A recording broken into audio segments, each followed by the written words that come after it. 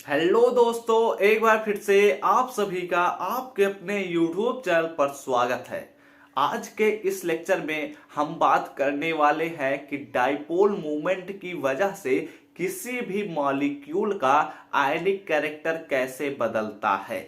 यानी कि BSc first year first semester chemistry के पहले पेपर फंडामेंटल ऑफ केमिस्ट्री का पहला जो चैप्टर है molecular polarity and weak chemical forces के एक और लेक्चर को लेकर आ चुके हैं।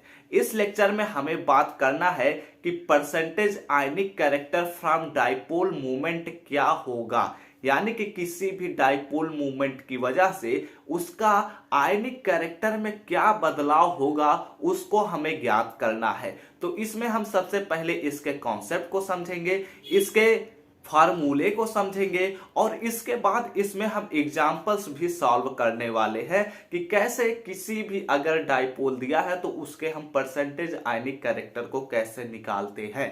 तो अगर आप सब हमारे पिछले लेक्चर्स को नहीं देखे हैं, molecular polarity and weak chemical forces BSc first year का जो हमने प्लेलिस्ट बनाया है उसके अगर लेक्चर्स को अभी तक नहीं देखे हैं तो आप आई बटन पर चले जाइए या डिस्क्रिप्शन में लिंक है वहां पर चले जाइए, जिससे पहले लेक्चर से शुरू करिए, नोट्स बनाइए, अच्छे से पढ़िए।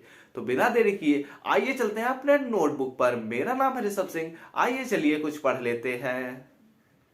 तो अगर आप सभी चैनल पर पहली बार आए हैं तो नीचे दिए हुए रेड बटन पर क्लिक करके सब्सक्राइब कीजिए और बेल आइकन को ऑल पर सेलेक्ट कीजिए, जिससे हमारे अगले वीडियोस के नोटिफिकेशन आपके पास सबसे पहले पहुंचे। तो चैनल को तो सब्सक्राइब कर ही लिए होंगे, तो अब जरा शांतिपूर्वक कॉपी और पेन लेकर बैठ जाइए और चीज़ों को नोट करते रहिए। नोट्स बनाना है, आप हमारे टेलीग्राम से जुड़ सकते हैं, लिंक डिस्क्रिप्शन में मिल जाएगा, वहाँ पर ज्वाइन कर लीजिए। वहाँ पर सभी तरह के नोट्स को हम प्रोवाइड करते हैं हर एक लेक्चर के। ठीक है, तो देखो जरा चीज़ों को समझने की कोशिश करो, क्योंकि जब समझोगे तभी अच्छे से आगे पढ़ोगे। देखो हम बात करने वाले हैं कि percentage ionic character from dipole movement क्या होगा। यानी कि डाइपोल मूवमेंट की वजह से किसी भी मॉलिक्यूल में कितना आयनिक कैरेक्टर आ जाता है, इस पर हमें बात करना है। यानी कि उसके आयनिक कैरेक्टर को हमें निकालना है डाइपोल मूवमेंट की सहायता से। ठीक है, देखो ये होता है डाइपोल मूवमेंट का एप्लीकेशन।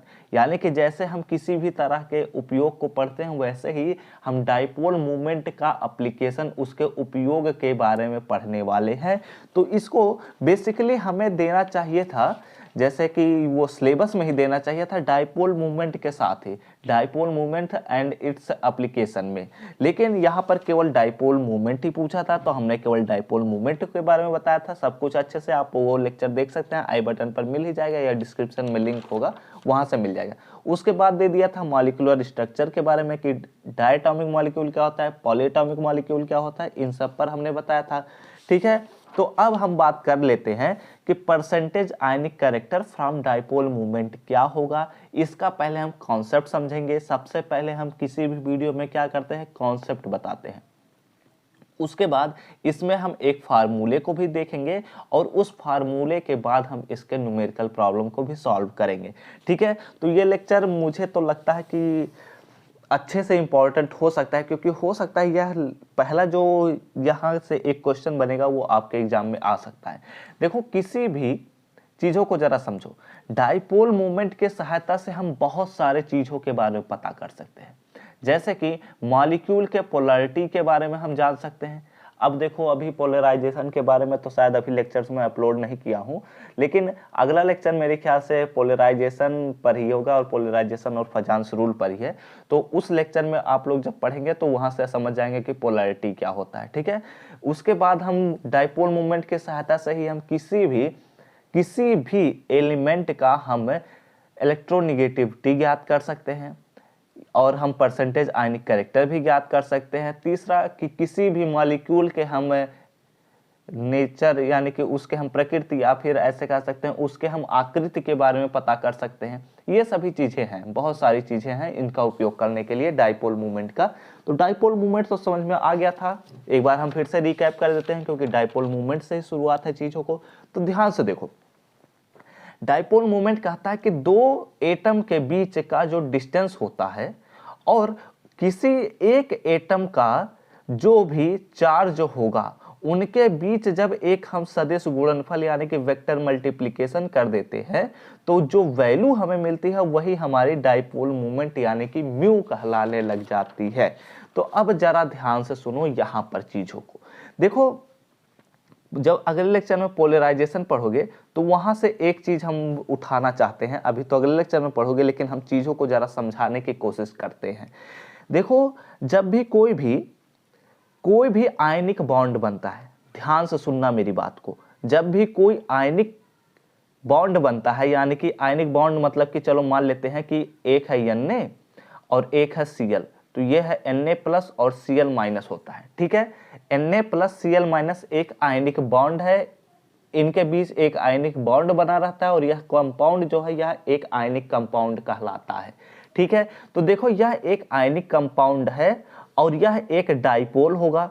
क्यों होगा? क्योंकि कोई भी आयनिक कंपाउंड एक डाइपोल होता ही है, ठीक है।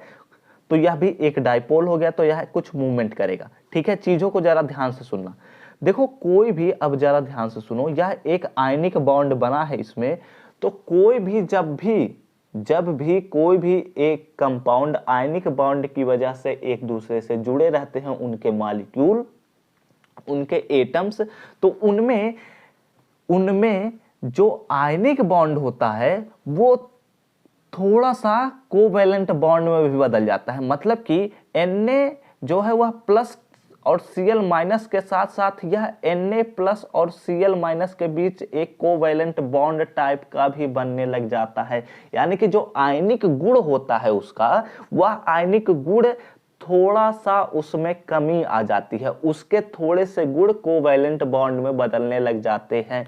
यह बात आपको पोलराइजेशन में समझ में आएगी, फजांस रूल जब हम समझाएंगे वहां पर आपको समझ में आ जाएगी कि क्यों ऐसा होता है। लेकिन अभी यहां समझ लो कि ऐसा होता है कि जब भी कोई आयनिक कंपाउंड होता है तो आयनिक कंपाउंड थोड़ा सा उसमें कोवैलेंट बॉन्ड भी बनने लग जाता है, ठीक है।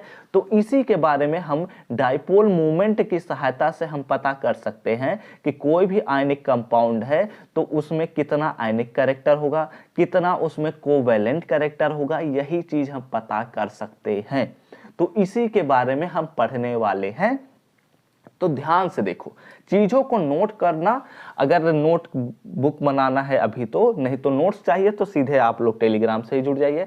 यहां पर चीजों को ध्यान से देखो, हम लिखते हैं जो वो समझने की कोशिश करो, ठीक है। प्रतिशत लिख सकते हैं, परसेंटेज आयनिक कैरेक्टर ज्ञात करने के लिए, परसेंटेज आयनिक कैरेक्टर यानी कि गुण, आयनिक कैरेक्टर ज्ञात करने के लिए, ज्ञात यानी कि फाइंड करने के लिए, ज्ञात करने के लिए फोकस नहीं कर देते हैं, के लिए हम किसका उपयोग करते हैं? एक फार्मूले का उपयोग करते हैं। परसेंटेज आयनिक कैरेक्टर ज्ञात, ऐसे लिखते हैं, कुछ रुको थोड़ा सा बदलते हैं सेंटेंस को। किसी भी मॉलिक्यूल में, किसी भी मॉलिक्यूल में परसेंटेज आयनिक कैरेक्टर ज्ञात करने के लिए निम्न यानी कि फॉलोइंग फार्मूले को उपयोग करते हैं। फार्मूला का उपयोग करते हैं, ठीक है, उपयोग करते हैं। ये हो गया हमारे पास एक स्टेटमेंट टाइप का। अब कौन सा फार्मूला है? तो फार्मूले को देखो, फार्मूला कहता है कि परसेंट आयनिक कैरेक्टर, यानी कि ऐसे लिख सकते हैं, percent ionic character is equal to होता है डाइपोल मोमेंट। यहां पर कुछ गड़बड़ हो जाएगा, ऐसे लिखेंगे तो यहां पर लिखो वैल्यू ऑफ, रुक जाओ, ऐसे लिखो, जरा ध्यान से देखो। इसमें हम लिख सकते हैं कि इसका प्रायोगिक मान, तो इसका मतलब यहां पर हम लिख सकते हैं practical value of dipole moment. यहां पर लिखो practical value of dipole moment. ठीक है। डाइपोल मोमेंट के लिए हम चलो लिखना ही पड़ेगा मुझे अच्छे से, तो इसको जरा ऐसा करते हैं, थोड़ा सा काट देते हैं। यहाँ पर लिखो percent ionic character is equal to practical value of dipole moment upon में हमारा जो होगा थ्योरेटिकल यही शायद है, शायद गलत हो गया, थ्योरेटिकल, ठीक है, आई नहीं देता, theoretical value of dipole moment into, यह 1% है, परसेंट का वैल्यू है, यानी कि जब परसेंट होता है तो इसमें मल्टीप्लाई होता है 100 का। यानी कि जरा ध्यान से सुनो, कहता है जो परसेंट आयनिक कैरेक्टर का फार्मूला है कि किसी भी हम डाइपोल मोमेंट की सहायता से कैसे हम किसी भी मॉलिक्यूल का आयनिक कैरेक्टर निकाल सकते हैं, उसके लिए एक फार्मूला है कि जो हमारा डाइपोल मोमेंट है उसका जो प्रैक्टिकल वैल्यू निकलता है उसको ज्ञात कर लीजिए। वैसे प्रैक्टिकल वैल्यू पहले से ही दिया रहता है, या फिर हम लोग अगर नहीं दिया रहता है तो उसको हम ज्ञात करते हैं, ठीक है। वैसे अधिकांशतः चांसेस ऐसे रहते हैं कि ये दिए रहते हैं, इनको हम प्रैक्टिकल लैब में जब करते हैं तो वहां पर हम समझ जाते हैं कि प्रैक्टिकल वैल्यू क्या होती है। और एक होता है थ्योरेटिकल वैल्यू, मतलब कुछ वैल्यू दिए रहते हैं डाइपोल मोमेंट के लिए, जैसे कि यहाँ पर था, यहाँ पर देखा जाए तो यहाँ पर Q और D का वैल्यू अगर दिया रहे तो हम डाइपोल मोमेंट का वैल्यू निकाल सकते हैं, तो यही थ्योरेटिकल वैल्यू होता है। तो इस प्रकार से हम थ्योरेटिकल वैल्यू निकाल सकते हैं और जो हमारा प्रैक्टिकल वैल्यू है उसका रेशियो ले सकते हैं और मल्टीप्लाई बाय 100 कर देंगे, तो हमारा परसेंट आयनिक कैरेक्टर किसी भी मॉलिक्यूल का निकल जाएगा, ठीक है। तो ये हमने क्या निकाला कि किसी भी मॉलिक्यूल का परसेंट आयनिक कैरेक्टर क्या होगा, इसके लिए एक हमने वीडियो में तो आ ही नहीं रहा ये कलर, तो ऐसा करते हैं, बदल देते हैं। तो किसी भी मॉलिक्यूल का हम क्या निकाल सकते हैं, परसेंटेज आयनिक कैरेक्टर क्या होगा, इसको हम निकाल सकते हैं, ठीक है। बात समझ में आ गई कि परसेंटेज आयनिक कैरेक्टर क्या होता है किसी भी डाइपोल मूवमेंट की सहायता से। तो ये हमने फार्मूला लिख दिया। फार्मूला क्या कहता है, percentage ionic character is equal to practical value, यानी कि द्विध्रुव आघूर्ण का प्रायोगिक मान अपान में दो ध्रुवीय आघूर्ण का सैद्धांतिक मान गुणे 100, ठीक है। तो अब यह एक फार्मूला है, तो फार्मूले की मदद से हम किसी भी क्वेश्चन को सॉल्व कर सकते हैं। तो चलो एक क्वेश्चन लेते हैं और उसको हम सॉल्व करने का तरीका भी सिखाते हैं आप सबको। तो जब हम लोग समझ गए कि परसेंटेज आयनिक कैरेक्टर किसी भी मॉलिक्यूल का हम कैसे निकाल सकते हैं, इसके लिए हमने एक फार्मूला बता दिया कि क्या हमने समझाया था कि जब भी कोई भी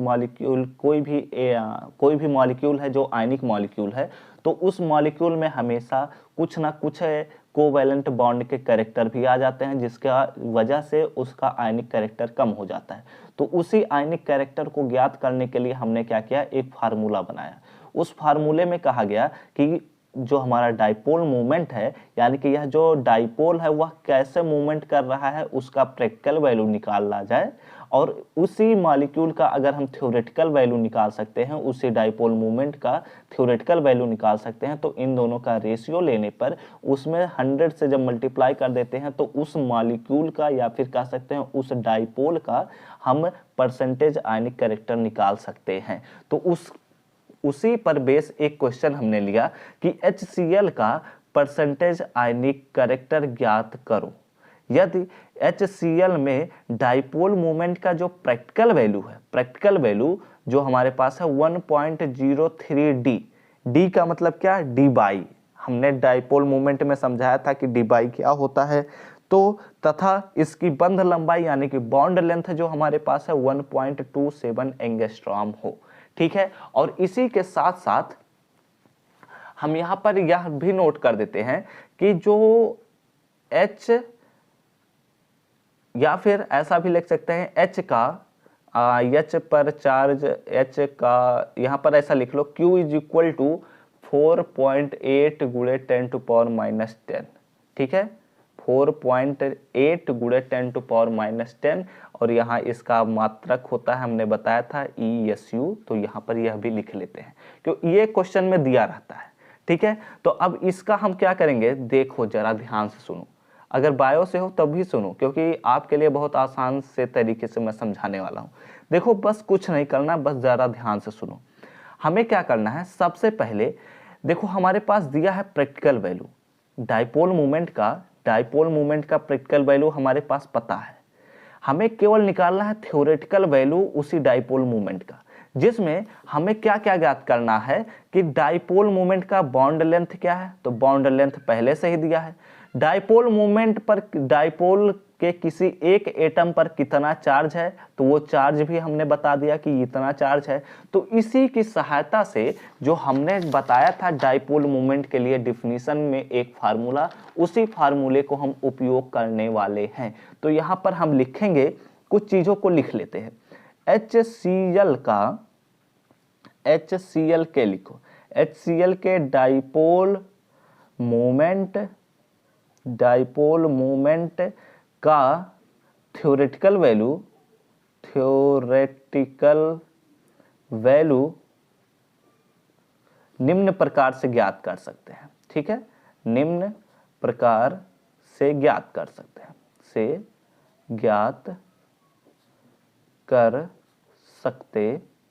हैं, ठीक है, हम कैसे ज्ञात कर सकते हैं, अब उसका हम चीजों का जिक्र कर रहे हैं। हमें पता है वी नो दैट, यहां लिख लो वी नो दैट, हम क्या जानते हैं इसके बारे में लिखो। वी नो दैट, हम जानते हैं डाइपोल मोमेंट का formula. We know that dipole moment यानी कि म्यू इज इक्वल टू होता है Q इंटू डी, यानी कि Q मल्टीप्लाई बाई डी। तो Q का वैल्यू हमारे पास दिया है 4.8 गुणे 10⁻⁻10 ESU, ठीक है, मल्टीप्लाई बाई डी का वैल्यू हमारे पास दिया है 1.27, यहाँ पर है एंगस्ट्रॉम। और हमने जब बताया था इसमें डाइपोल मोमेंट में, तो हमने समझाया था कि जो हमारा बॉन्ड लेंथ होता है वह सेंटीमीटर में होता है, यानी कि डी का वैल्यू जो होगा वह सेंटीमीटर में होना चाहिए, लेकिन यहाँ पर है एंगस्ट्रॉम में। तो एक एंगस्ट्रॉम बराबर होता है 10⁻⁻8 सेंटीमीटर, तो यहाँ पर लिख सकते हैं इंटू 10⁻�8 सेंटीमीटर। ठीक है, तो ये बन चुका है किसमें, ESU सेंटीमीटर में बदल चुका। ठीक है, अभी हम एक स्टेप को हम काट दिए हैं, अगर चाहो तो यहाँ पर मत लिखो और यहाँ पर ESU एंगस्ट्रॉम लिखो। ठीक है, अगले स्टेप में ये लिख सकते हैं। इसके बाद अब हम क्या कर रहे हैं, ऐसा करते हैं, यहाँ पर अभी मत लिखो क्योंकि अभी हम कुछ जब PDF भेजेंगे तो कुछ बच्चे कंफ्यूज हो जाएंगे कि सर ये कहाँ से आ गया। ठीक है, तो ये एंगस्ट्रॉम में ही लिखो। ठीक है, ये एंगस्ट्रॉम है। अब इसको हम बदल देते हैं सेंटीमीटर में, 10⁻⁻10 यहाँ पर रहेगा ये, मल्टीप्लाई बाई 1.27 गुणे 10⁻⁸ ESU सेंटीमीटर। तो ESU सेंटीमीटर, यानी कि हमने क्या किया, एक एंगस्ट्रॉम बराबर होता है 10⁻⁸ सेंटीमीटर, तो वो हमने लिख दिया। ठीक है, अब इसका मल्टीप्लाई करेंगे, तो इसका जब मल्टीप्लाई करेंगे इन दोनों का, तो यहाँ पर हो जाएगा वैल्यू, जब आप लोग मल्टीप्लाई कर लीजिएगा, हम जानते हैं तो सीधे लिख देते हैं, यहाँ पर हो जाएगा 6.09। ठीक है, और आएगा 10⁻⁻18, तो यहाँ पर 18 हो गया। इसका वैल्यू है हमारे पास ESU सेंटीमीटर में। ठीक है, इसको अब फिर से हम कन्वर्ट कर सकते हैं। देखो हमने क्या बताया था, अब यहाँ पर फिर से आ जाते हैं। यहाँ पर हमने समझाया था कि एक डिबाई का वैल्यू जो होता है वह 10⁻⁻18 ESU सेंटीमीटर। ठीक है, तो यानी कि यहाँ पर हम लिख सकते हैं 6.09 डिबाई, यानी कि एक डिबाई बराबर इतना ESU सेंटीमीटर है। ये अगर भूल जाए हम लोग ये वाला वैल्यू, तो केवल इतना बराबर एक डिबाई है, तो इसलिए इसकी जगह पर हमने डिबाई लिख दिया और हमारे पास म्यू का वैल्यू आ गया, यानी कि डाइपोल मोमेंट का हमारे पास वैल्यू मिल गया। ठीक है, क्या मिला, 6.09 डिबाई। ठीक है, अब देखो इसको हमने क्या निकाला, यह एक थ्योरेटिकल वैल्यू है, किसी भी डाइपोल मोमेंट का हमने क्या निकाला, थ्योरेटिकल वैल्यू। और हमें पता है प्रैक्टिकल वैल्यू, किसी भी डाइपोल मोमेंट का हमारे पास प्रैक्टिकल वैल्यू पता है और थ्योरेटिकल वैल्यू हमें पता चल गया यहाँ पर, और यहाँ पर हमारे पास प्रैक्टिकल वैल्यू पता चल गया। तो इन दोनों का रेशियो लेंगे और उसमें 100 का मल्टीप्लाई करेंगे। तो यहाँ पर हम लिख सकते हैं since the practical value of dipole moment is हमारे पास दिया हुआ है 1.03 dBi, ठीक है। एंड हमारे पास पता चल गया है म्यू का वैल्यू, यानी कि म्यू यानी कि डाइपोल मोमेंट का थ्योरेटिकल वैल्यू, यानी कि and theoretical value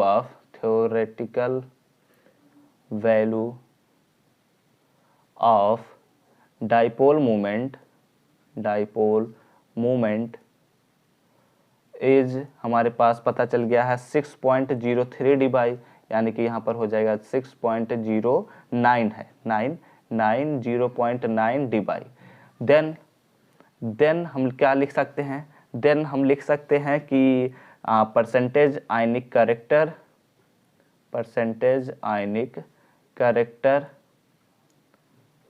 is equal to हो जाएगा हमारे पास प्रैक्टिकल वैल्यू, यहाँ पर हम लिख देते हैं practical value of dipole moment, यानी कि यहाँ पर हम लिख देते हैं dm, यानी कि डाइपोल मोमेंट, अपान में यहाँ पर हो जाएगा थ्योरेटिकल वैल्यू ऑफ dm, यानी कि यहाँ पर हो जाएगा हमारे पास डाइपोल मोमेंट इनटू 100, ठीक है। ये हमने लिख दिया। अब यहाँ पर हमें पता है practical value of dipole moment, तो डाइपोल मोमेंट का प्रैक्टिकल वैल्यू हमारे पास पता है 1.03 dBi, और अपान में यहाँ पर हमें पता है theoretical value of dipole moment हो गया है 6.09 dBi, यानी कि मल्टीप्लाई बाय 100, ठीक है।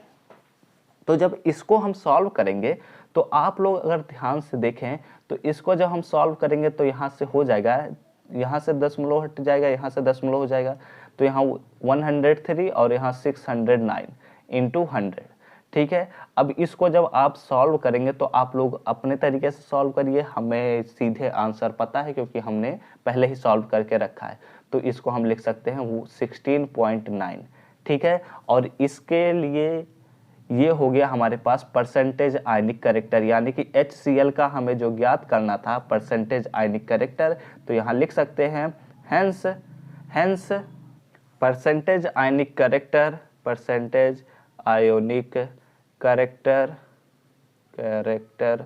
ऑफ HCl, यानी कि हम क्या कर रहे हैं, HCl का ही तो प्रतिशत आयनिक गुण निकालना था, यानी कि लक्षण निकालना था। तो इस वजह से हम लिखेंगे hence percentage ionic character of HCl is 16.9, ठीक है। और यह इसके लिए कोई भी यूनिट नहीं बना है क्योंकि यह एक ऐसा मान है जिसमें दोनों ही डिबाई में रहते हैं। यहाँ पर हमने डिबाई में इसीलिए निकाला क्योंकि यहाँ पर डिबाई था। अगर यहाँ पर ESU सेंटीमीटर या ESU एंगस्ट्रॉम में होता तो हम इसको भी ESU सेंटीमीटर या ESU एंगस्ट्रॉम में ही रखते, जिससे यहाँ पर हम सॉल्यूशन जब निकालते तो दोनों हमारे सॉल्यूशन सेम होते। तो बात समझ में आ गई, परसेंटेज आयनिक करेक्टर क्या होता है, किसी भी डाइपोल मोमेंट से हम कैसे उसी डाइपोल का हम परसेंटेज आयनिक करेक्टर निकाल सकते हैं। उसके लिए हमने समझाया, पहले कॉन्सेप्ट फार्मूला बताया, न्यूमेरिकल भी सॉल्व करने का तरीका हमने समझा दिया। तो अगर एग्जाम में आ गया तो आप लोग ऐसे ही करिएगा। तो अगर यह वीडियो अच्छा लगा हो तो लाइक कर दीजिए और कमेंट करके बताइए आप सबको यह वीडियो समझ में आया है या नहीं। और ऐसे ही ढेर सारी वीडियोज के लिए इस प्लेलिस्ट के अगले वीडियोज के नोटिफिकेशन पाने हो तो इस चैनल को सब्सक्राइब कीजिए। हम सब मिलते हैं अपने नेक्स्ट वीडियो में, तब तक घर पर रहो, सुरक्षित रहो, पढ़ते रहो, खेलते रहो और आगे बढ़ते रहो।